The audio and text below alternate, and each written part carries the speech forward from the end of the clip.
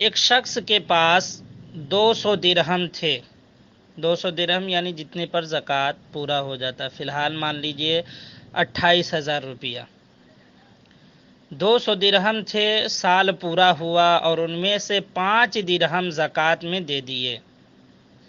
195 باقی رہے. اب قربانی کا دن آیا تو قربانی واجب ہے، اور اگر اپنے ضروریات میں 5 درہم خرچ کرتا ہے تو قربانی واجب نہ ہوتی. جس کو یوں سمجھ لے کہ آپ کے 28,000 روپیے پر زکوٰۃ جو ہے وہ واجب ہے. 28,000 روپیے پر، بالکل نیٹ 28,000 روپیے پر زکوٰۃ واجب ہے.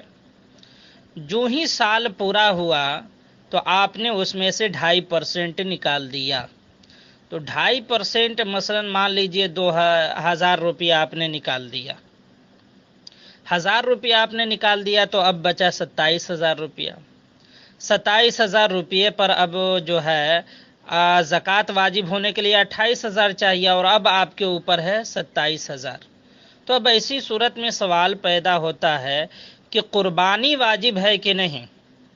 جس پر زکوٰۃ کی رقم جتنی ہونی چاہیے 28,000، جب اتنی رقم ہو تبھی قربانی بھی واجب ہوتی ہے، مگر 28,000 میں سے مثلا 1,000 روپیہ زکوٰۃ کا نکال دیا گیا ہے، تو اب وہ قربانی اس پر واجب ہے یا نہیں.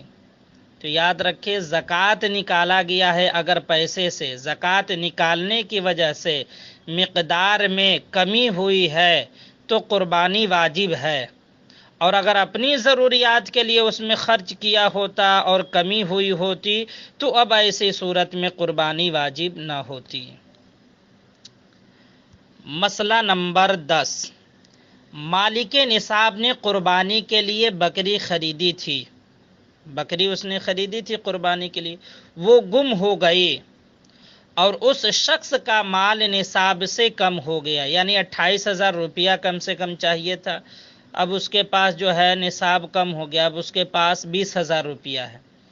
تو اب قربانی کا دن آیا تو اس پر یہ ضروری نہیں ہے کہ دوسرا جانور خرید کر قربانی کرے، اور اگر وہ بکری قربانی ہی کے دنوں میں مل گئی، گم ہو گئی تھی مل گئی، اور یہ شخص اب بھی مالک نصاب نہیں ہے، 28,000 روپیہ نصاب کے لیے چاہیے تھا مگر اس کے پاس مثلا 25,000 روپیہ ہے، تو اس پر اس بکری کی بھی اب قربانی واجب نہیں ہے.